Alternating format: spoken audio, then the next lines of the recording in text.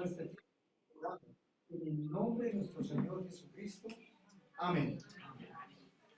Vamos a estudiar la entrada triunfal del Rey. Marcos.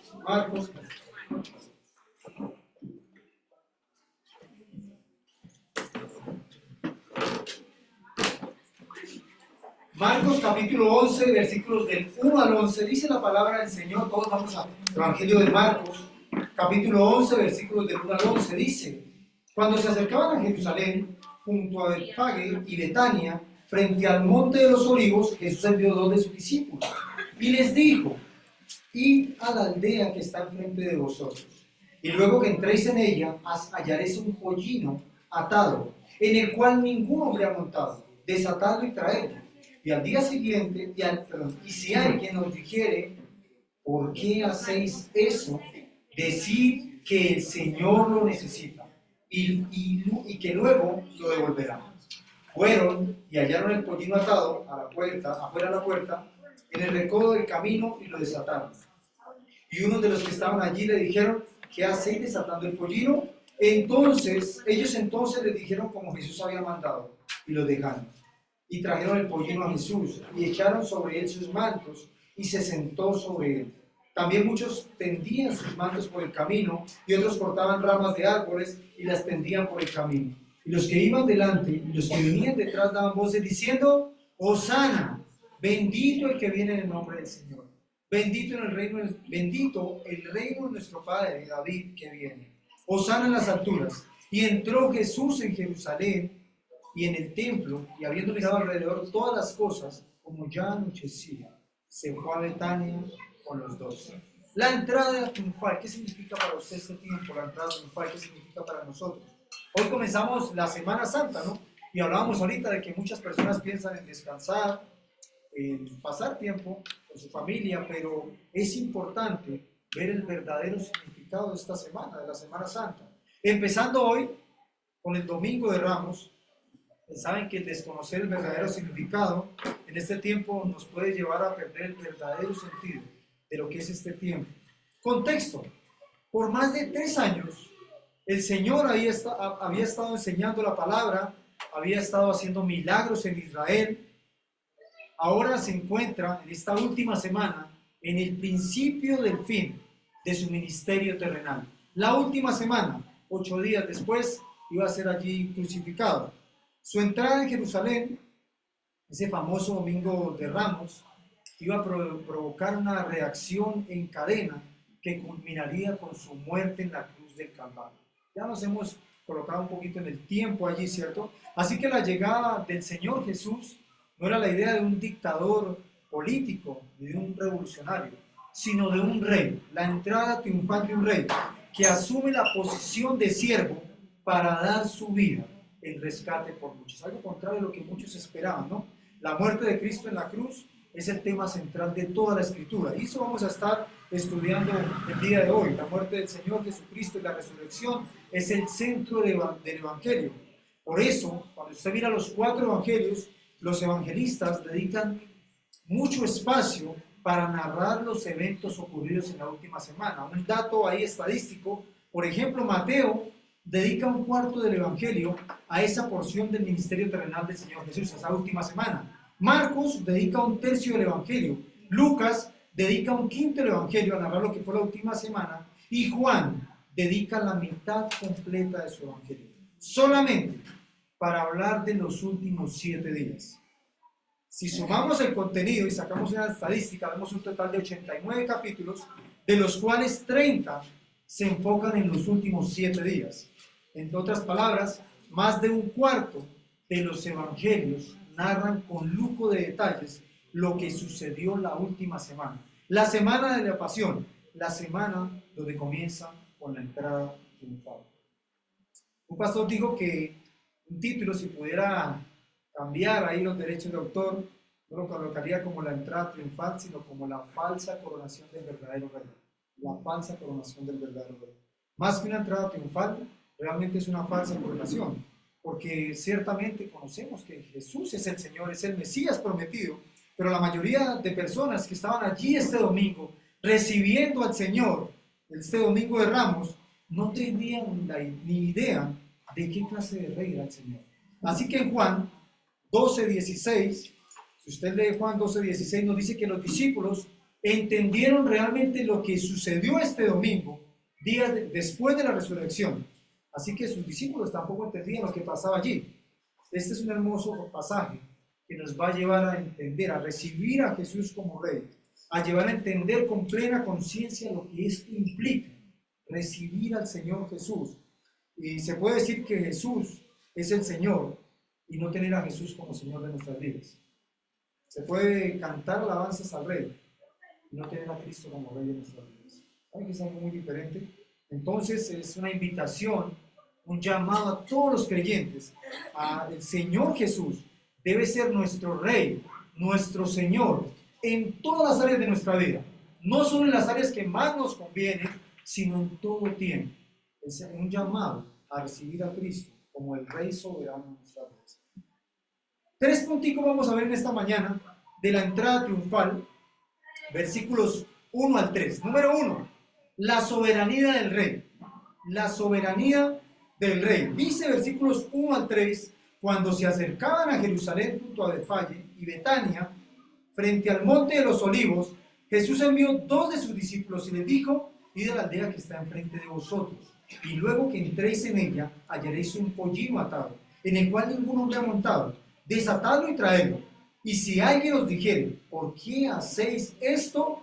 ¿Qué decían? Decid que el Señor lo necesita y que luego lo devolverá. Qué interesante esto, ¿no? El Señor viene, va hacia Jerusalén, estaba en Jericó, donde había sanado al ciego Bartimeo, si usted quiere leerlo, el pasaje anterior, ¿cierto? Va hacia Jerusalén y el Señor va no solamente con sus discípulos, más adelante vamos a ver que va con una gran multitud, porque han visto la resurrección de Lázaro, ¿cierto? Y desde ahí muchos le siguen. Entonces, versículo 1 dice que cuando están cerca de Jerusalén, aproximadamente 3 kilómetros de distancia, cerca de Betania, Betania era donde se encontraban sus amigos Lázaro, Marta y María, ¿recuerdan? Donde había ocurrido el milagro de la resurrección de Lázaro. ¿Qué les dice? El Señor les pide a 2 de sus discípulos que fueran a la aldea de enfrente a buscar un pollino de asno, con una característica especial que nadie había montado y que iban a encontrar exactamente en la entrada de la aldea. Ellos debían desatar el pollino, llevárselo a Jesús, y si alguien le respondía: bueno, ¿ustedes qué están haciendo? ¿Por qué están haciendo esto? Ellos debían responder: el Señor lo necesita. Y esto muestra la autoridad del Señor. Esto muestra la soberanía primero del Señor, que lo conoce todo, y la autoridad del Señor. ¿Cómo? Pero una pregunta que surge, ¿no? ¿Cómo el Señor sabía que cuando sus discípulos iban a entrar a la aldea, iban a encontrar un pollino, no solamente atado, sino atado afuera, que nadie había montado y que sus dueños lo iban a prestar sin ningún problema? Y que aparte de esto, de que cuando ellos dijeran lo que el Señor les había mandado, ellos lo iban a entregar. ¿Cómo el Señor sabría esto? Si fuera el tiempo de hoy, pues lo podemos hacer a través de un mensaje de WhatsApp, a través de una llamada, pero en este tiempo no había otro medio de comunicación más que la palabra. El Señor se dice que estaba a 3 kilómetros de distancia. Era imposible que el Señor supiera esto, a menos que tuviera un conocimiento sobrenatural. Jesús sabía todo. ¿Saben por qué? Simplemente porque Él es Dios. Él sabe dónde se encuentra cada uno de este planeta. Él lo conoce todo. Él sabe todo y lo controla todo. Para Él no hay nada fuera de su conocimiento. No hay nada que esté fuera de su control. Él es nuestro Rey. Y si usted ha conocido a Cristo como su Salvador y ha depositado su confianza en Él, Él conoce todo lo que usted pasa a diario en su vida. Ahora imagínense el impacto de los discípulos. Pongamos en la posición de ellos. Cuando ellos llegaron a la aldea y vieron el pollino atado afuera tal cual como el Señor les había dicho y que nadie lo había montado. ¿Saben? Algo que pensaba en este tiempo es que el Señor estaba mostrando a sus discípulos que Él tenía el control de cualquier situación, hasta en el más mínimo detalle, y estaba preparando el corazón de sus discípulos para todo lo que iba a suceder en esta semana. Recuerden que la entrada triunfal, el Señor allí, días después, en el aposento alto, la noche en que fue entregado. el tiempo de crucifixión, y tal vez para allí muchos de sus seguidores iba a acabar Osana, iba a acabar el tiempo de oración, iba a acabar el rey para muchas de las personas que le seguían, pero estaba preparando a los suyos para confiar en él. Entonces, él quería que supieran que la muerte en la cruz no iba a ser un accidente. Él quería mostrarles a sus discípulos que Dios lo había planeado todo, aún en el más mínimo detalle. Así que cuando el Señor es crucificado, cuando es llevado y para ser entregado, las autoridades y líderes religiosos nunca tuvieron el control sobre la vida del Señor. Nunca. ¿Tuvieron responsabilidad? Claro que sí, pero nunca tuvieron el control. ¿Saben por qué? Porque ellos realmente estaban sujetos al plan de Dios, que llevaría al Hijo a la muerte de cruz, por amor a nosotros, para salvación por los perdidos. Ellos tal vez sin darse cuenta, estaban obedeciendo a la voluntad de Dios, de una manera en sus deseos, pero estaban obedeciendo a la voluntad de Dios. ¿Saben por qué? Juan, acompáñenme a Juan capítulo 10, versículos 17 y 18, vamos a ver que el Señor tiene el control de todo lo que pasa en esta última semana, que el Señor nunca pierde el control de lo que pasó en su vida. Dice Juan 10, 17 y 18, dice, por eso el Padre me ama, porque yo pongo mi vida para volverla a tomar. Nadie me la quita, sino que yo de mí mismo la pongo y tengo poder para ponerla y tengo poder para volverla a tomar. Este mandamiento recibí de mi Padre. El Señor tiene poder. El Señor tiene el control. Él es el Dios soberano. Esta fue tal vez también, volviendo al texto de Marcos, una encomienda un poco incómoda para los discípulos, ¿cierto? Imagínense usted llegar a una aldea, ver a un pollino allí, desatarlo y llevarlo. Para un hijo del Señor, tal vez está robando, ¿cierto? Tal vez se puede ver como una encomienda un poco que no encaja en mis planes, que no tiene mucho sentido, ¿cierto? Ellos no preguntaron nada, pero el Señor tampoco les iba a dar una explicación. ¿Saben por qué? Porque Él es el Señor, y ellos y nosotros simplemente debemos obedecer. A veces pasa eso en nuestras vidas, a veces cuestionamos lo que Dios dice en su palabra, cuestionamos la voz de Dios, cuestionamos la palabra de Dios, no queremos acomodarnos a los planes de Dios porque tal vez los míos son un poquito mejores. Tal vez yo soy el que debo decirle a Dios cómo manejar mi vida, cómo guiar mi vida en cuanto a los caminos de Cristo. Y empezamos a cuestionar lo que Dios dice. Pero la Biblia dice que Él es el Señor. ¿Tú crees que Jesús es el Señor? Amén. Él es el Señor, y cuando nos da una orden, por extraño que parezca, así no muchas veces no encaja en nuestros planes, nosotros obedecemos, aunque no tengamos la menor idea de lo que Él está haciendo. Nuestra misión es obedecer al Señor. Simplemente tenemos que obedecer porque Él es el Señor. ¿Cómo reaccionan los dueños? Ahora dice aquí que los dueños van a reaccionar cuando desaten el pollino. Ellos debían responder, dígale que el Señor lo necesita. Qué respuesta tan gloriosa. ¿Lo necesita para qué? ¿Para qué lo necesitaba el Señor? Mateo 21, versículo 4, nos comparte también para qué lo necesitaba el Señor. Primero para su propósito, pero algo muy interesante. Aquí, Mateo 21, versículo 4, dice, todo esto aconteció para que se cumpliese lo dicho por el profeta. Si usted mira Zacarías, alguien que me acompañe a leer Zacarías, capítulo 9, versículo 9. Zacarías 9, ¿lo puede leer, por favor? Dice la palabra de Dios, alégrate mucho, hija de Sión, da voces de júbilo, hija de Jerusalén. He aquí tu rey vendrá a ti, justo y salvador, humilde y cabalgando sobre un asno, sobre un pollino, hijo de asna. Amén. Este libro fue profetizado unos 500 años antes del nacimiento del Señor Jesús, para que fuera más evidente que Él era el Mesías. Él iba a llegar en un pollino de asna, asumiendo la humilde posición de siervo para triunfar en la cruz y proveer salvación. El Señor lo necesita para su propósito, número uno, pero número dos, para que se cumpliera la palabra de Dios. Había otro detalle también muy importante. Si usted mira número 19:2, era que un animal dedicado a un propósito sagrado no debía haberse usado antes para tareas cotidianas. Esto servía para resaltar esta entrada que el Señor Jesús estaba realizando en Jerusalén. Se revestía de un carácter sagrado, y cualquier cosa que usted ponga al servicio de Dios debe ser apartada para Él, aún nuestra propia vida. Si el Señor le da el privilegio de servirle, el privilegio de trabajar en su obra, su vida debe ser apartada para Él. No estamos aquí para ganar el mundo, sino para ganar a Cristo, para dar testimonio de lo que Cristo ha hecho en nosotros. Qué interesante este detalle, ¿no?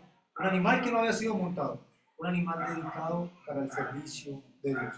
Ahora, Marcos, volvemos a Marcos, el Evangelio de Marcos, dice aquí, versículo 4, ¿qué pasó después de esto? Después de que el Señor les dio la orden. Fueron y hallaron el pollino atado afuera de la puerta, en el recodo del camino, y lo desataron. Y uno de los que estaban allí le dijeron, ¿qué vas a ir desatando el pollino? Ellos entonces le dijeron como el Señor había mandado, y los dejaron. Y versículo 7 dice, y trajeron el pollino a Jesús, y echaron sobre él sus mantos, y se sentó sobre él. Un detalle que no era común en estos días era que un pollino estuviera atado ahí afuera en la puerta de la casa. Usualmente lo ataban en el patio interior, pero en algún momento del día, por alguna razón que tal vez ni los mismos dueños entendían, encontraron el pollino atado afuera en la puerta. Qué interesante es. ¿Saben para qué? Para que todo sucediera tal cual como el Señor lo había dicho. Porque el Señor es soberano, porque el Señor conoce cualquier área de nuestras vidas. No solamente conoce dónde está cada burro de este planeta, sino conoce cualquier deseo de tu corazón, conoce cualquier aflicción que pasas a diario, conoce todo acerca de nosotros. Qué interesante esto. Imagínense ahora la escena allí, por un momento, del Señor llegando allí. Imagínense un momentico el Señor llegando allí cerca de Jerusalén. Va con sus discípulos, va con una gran multitud.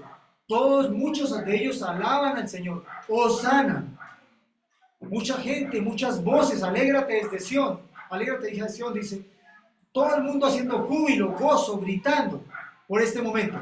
Pero el Señor, conociendo lo que iba a pasar, conociendo el transporte de la entrada triunfal, conociendo dónde estaba el pollino, pensando en el detalle más pequeño. Así es el Señor. Conoce aún los detalles más pequeños de nuestras vidas. Eso para nosotros debe ser un símbolo de tranquilidad, porque a veces pareciera que el mundo se mueve de manera extraña. Pareciera que estuviéramos solos. Pareciera que pasamos aflicción, pasamos dificultades, pasamos por momentos críticos y que el Señor no estuviera. Pero el Señor conoce el más mínimo detalle. Nuestro Señor Jesucristo tiene el control. Punto número 1. Y es el Rey soberano. Número 2. Versículos 7 al 10. La aclamación de un rey. Dice, y trajeron el pollino a Jesús, y echaron sobre él sus mantos, y se sentó sobre él. También muchos tendían sus mantos por el camino, y otros cortaban ramas de los árboles y las tendían por el camino. Versículo 9, y los que iban delante de él y los que venían detrás daban voces diciendo, Hosana, bendito el que viene en el nombre del Señor. Versículo 10 dice, bendito el reino de nuestro Padre David que viene, Hosana en las alturas. Número 2, la aclamación de un rey. Así entró el Señor a Jerusalén, donde había una gran multitud. Dice la Biblia que lo aclamaba frenéticamente. En la Pascua, recuerden que era el tiempo de Pascua, la población se triplicaba por la enorme cantidad de peregrinos que iban a adorar. Algunos calculan, por la cantidad de corderos sacrificados, se puede tener un cálculo aproximado de las personas que habían allí. Recuerden que por cada cantidad de personas se sacrificaba un cordero. Entonces algunos calculaban que había más o menos 2 millones de personas allí. Juan, capítulo 12, versículos 9 al 13, nos dice que habían multitudes. Juan capítulo 12, versículos 9 al 13 dice, gran multitud de los judíos supieron entonces que él estaba allí y vinieron, no solamente por causa de Jesús, sino también para ver a Lázaro, a quien había resucitado de los muertos. Pero los principales sacerdotes acordaron dar muerte también a Lázaro, porque a causa de él muchos de los judíos se apartaban y creían en Jesús. El día siguiente, eso es cuando va a ser la entrada triunfal, multitudes que habían venido a la fiesta, al oír que Jesús venía a Jerusalén, tomaron entonces ramas de palmera y salieron a recibirle y clamaban: Hosana, bendito el que viene en nombre del Señor, el Rey de Israel.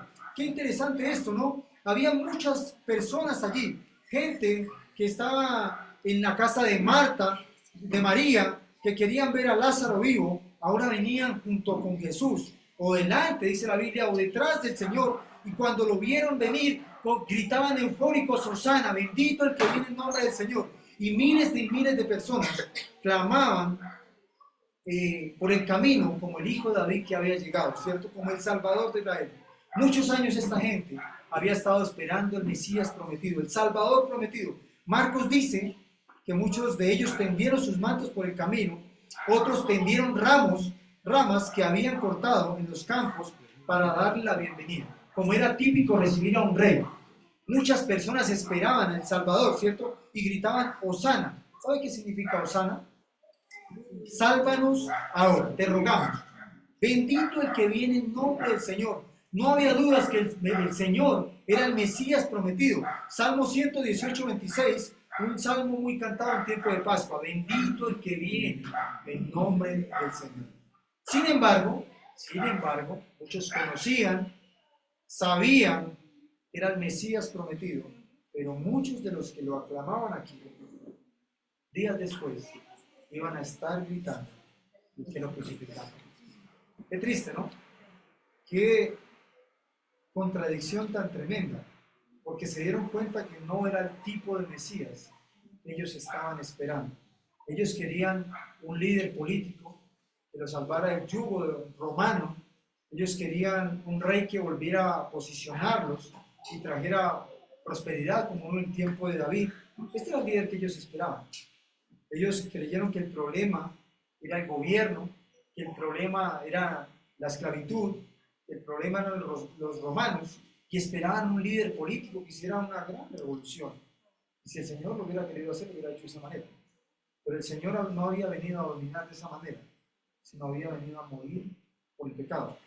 Ellos querían un Mesías que encajara con sus expectativas, que se acomodara a sus expectativas mundanas, pero se encontraron con un Mesías que confrontaba su pecado, que nos llama a arrepentimiento y a fe.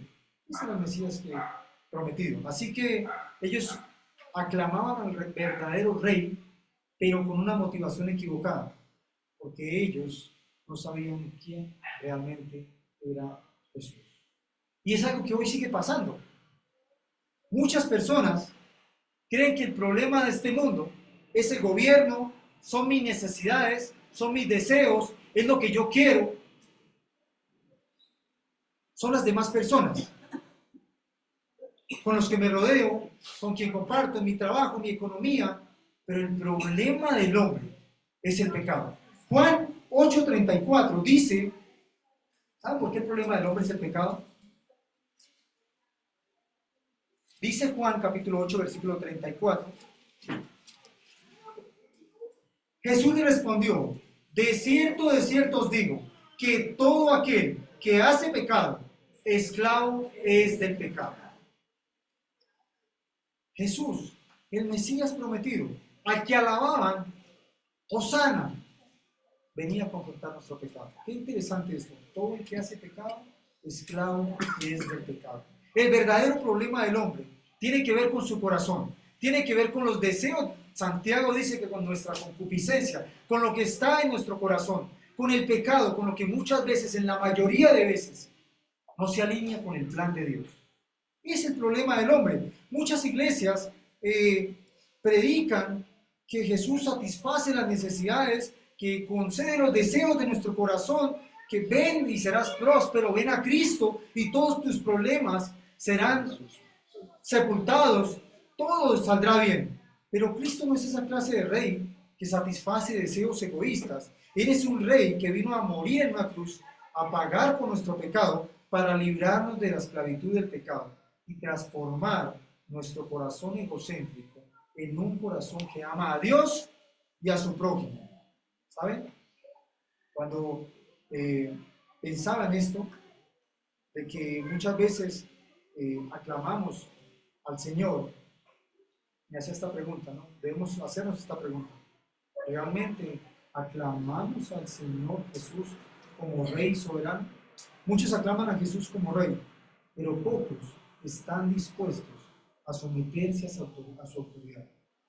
Muchos alabamos al Señor, cantamos a Dios, y qué bendición que es cantar a Dios, qué bendición que es aplaudir a Dios, qué bendición es que usted vea una alabanza y sienta gozo de alabar al Señor.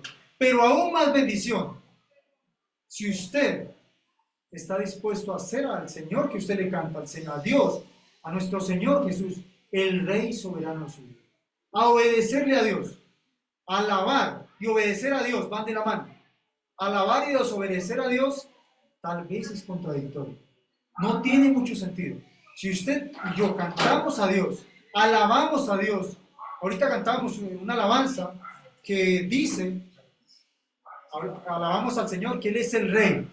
Y alguien decía, muchos cantamos a Dios los domingos, Él es el Rey, pero en la semana sigo siendo el Rey. Qué triste es. Qué triste que en la entresemana yo viva para mis apetitos, para mis deseos, y el Señor no sea el Rey de mi vida.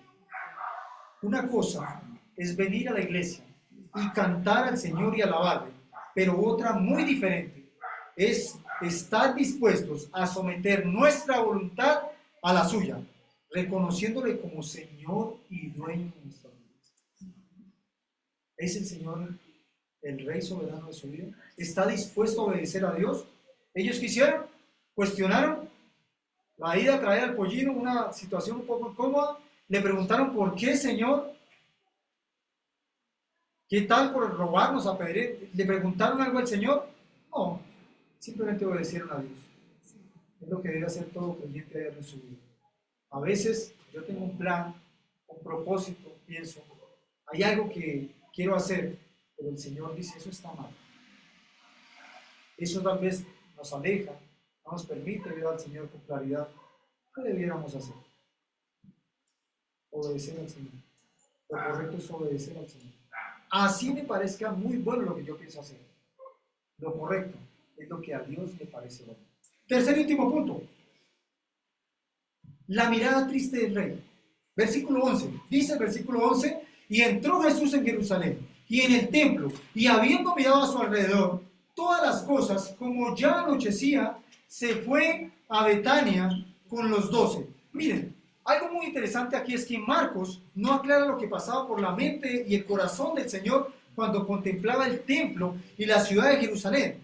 Pero en el Evangelio de Lucas, paralelo a este pasaje, podemos saber lo que realmente había en esa mirada. Vayamos a Lucas, capítulo 19, versículos 41 y 42. Siguiente Evangelio, Lucas 19,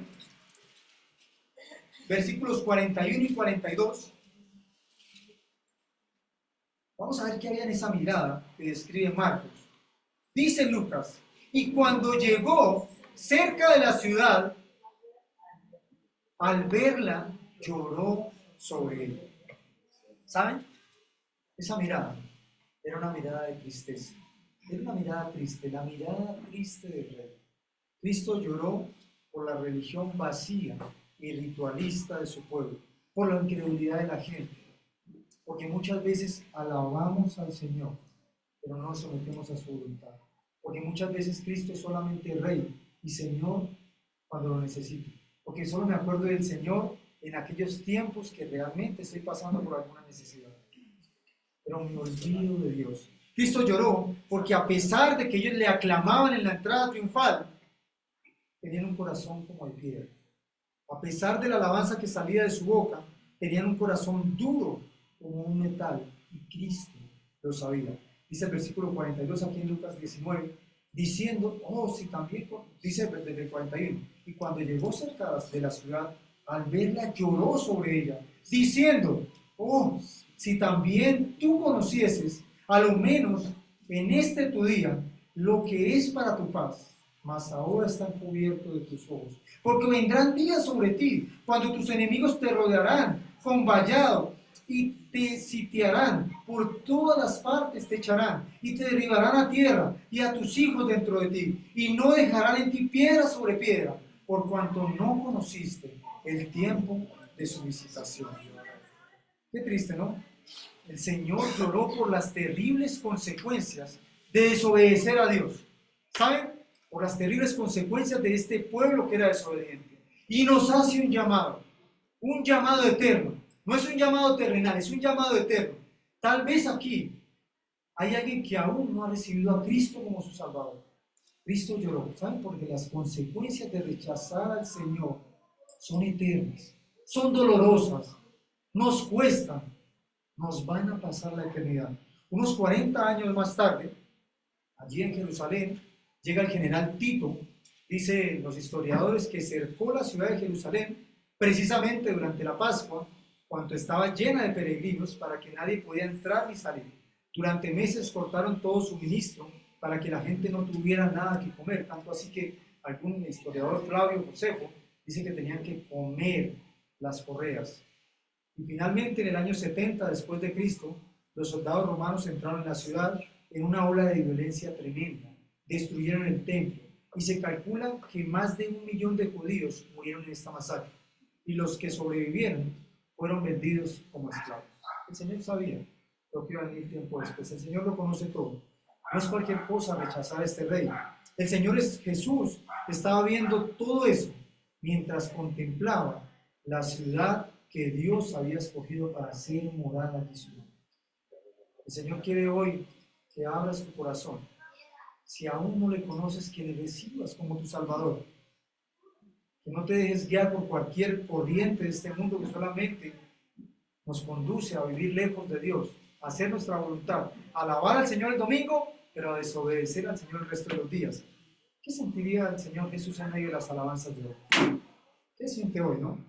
Puede ser una alabanza intensamente emocional, pero con un corazón que se rehúsa a someterse a su voluntad. Aunque también puede ser un interesante motivo con un corazón obediente y sumiso. Puede ser una alabanza interesante, emotiva, llena de gozo, pero con un corazón sumiso y obediente a su voluntad. Qué bueno que todos vivamos de esta manera.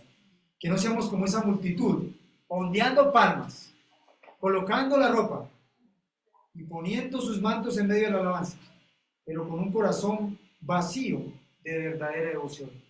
Hoy alabando al Señor, mañana pidiendo que lo crucifiquen. Que Cristo sea recibido en nuestro corazón, hoy como un verdadero Rey, que podamos llegar con un corazón arrepentido por nuestro pecado, con la disposición de someternos con gozo a su santa y perfecta voluntad. ¿Qué quieres que yo haga por ti, Señor? Si tu palabra dice esto, amén, Señor. Amén, porque tú eres el Rey y Señor de mi vida.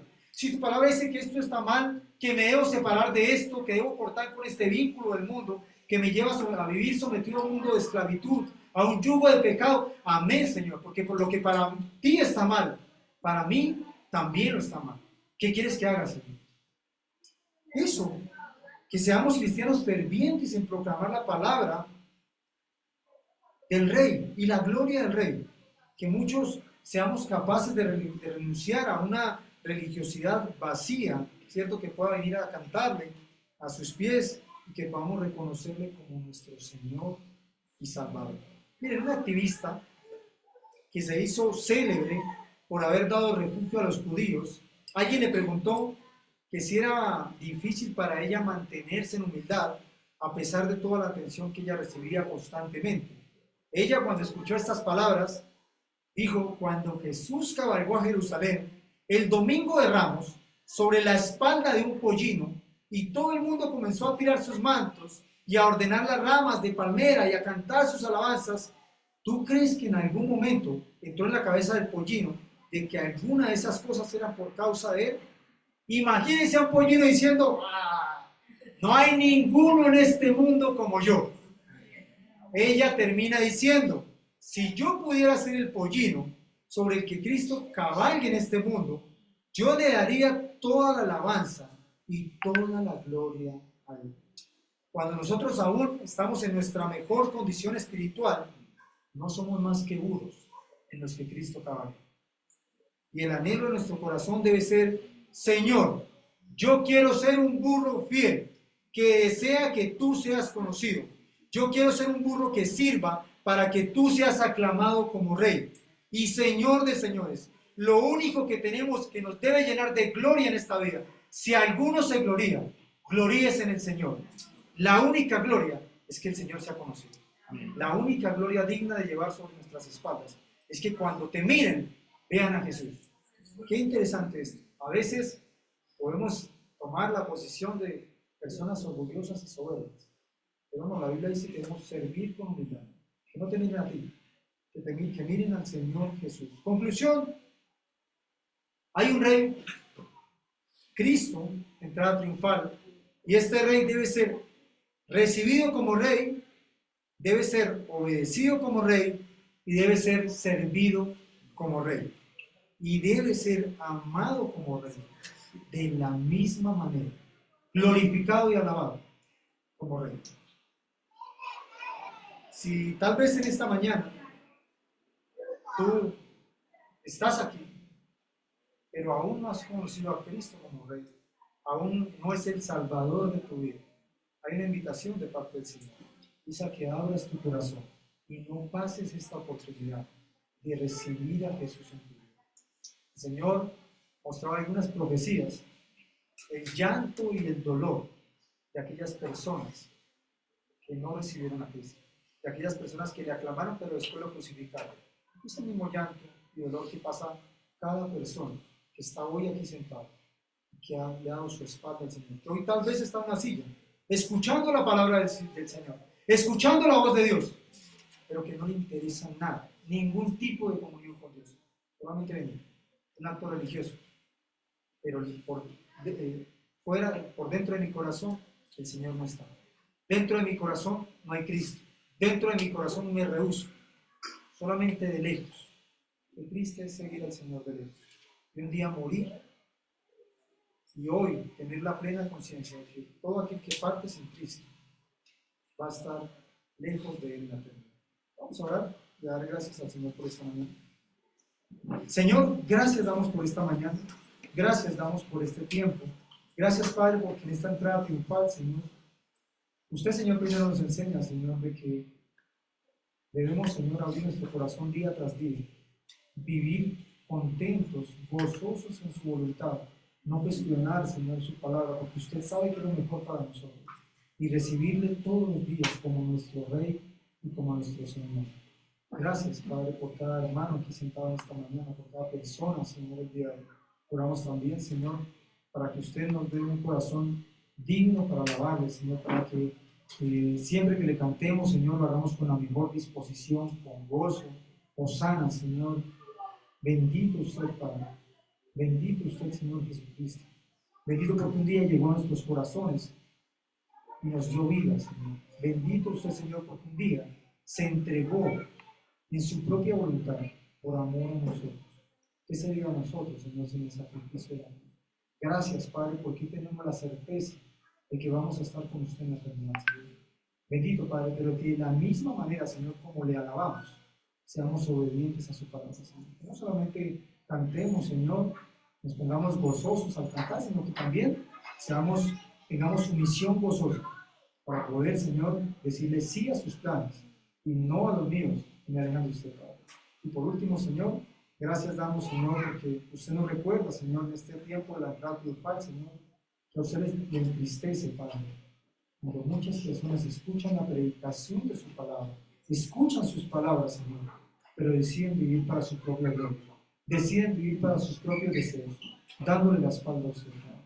Oramos, Señor, si hoy, Señor, hay alguien aquí que aún no le conoce, Señor, que aún está viviendo esta vida apartada de usted, que solamente vive una religión fría y vacía, que aún no quiere tener comunión con usted, Señor.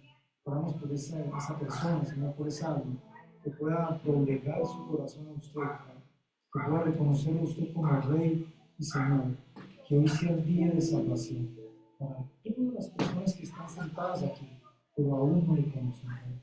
Bendiga, por favor, Padre, esta mañana. Bendiga su vida. Muéstrele, Señor, así como usted le mostró a Israel, Señor, en medio de este llanto. Un día iba a venir la esclavitud. El pecado nos hace esclavos. El pecado nos condena, Señor. El pecado nos lleva a vivir en deterioro. Que el pecado no nos deja estar con usted en la eternidad.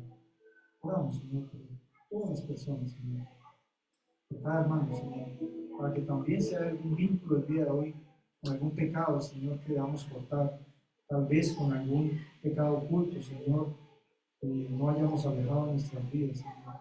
Ayúdenos, Padre, a cortar con aquello que lastima nuestra comunidad, a cortar con aquello que lastima con nuestra alabanza hacia usted, Padre, a decirle no, Señor, aquello que está mal, Señor, en esta mañana. A decirle no, Señor, aquello que está de espaldas a su palabra.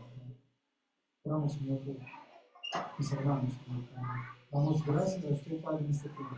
Y oramos, Señor, en el nombre de nuestro bendito Señor Jesucristo. Amén. Amén, mis hermanos. Muy buen día para todos. No se lo olvide, tenemos grandioso tiempo de Semana Santa. Qué bueno es que usted conozca desde el día de hoy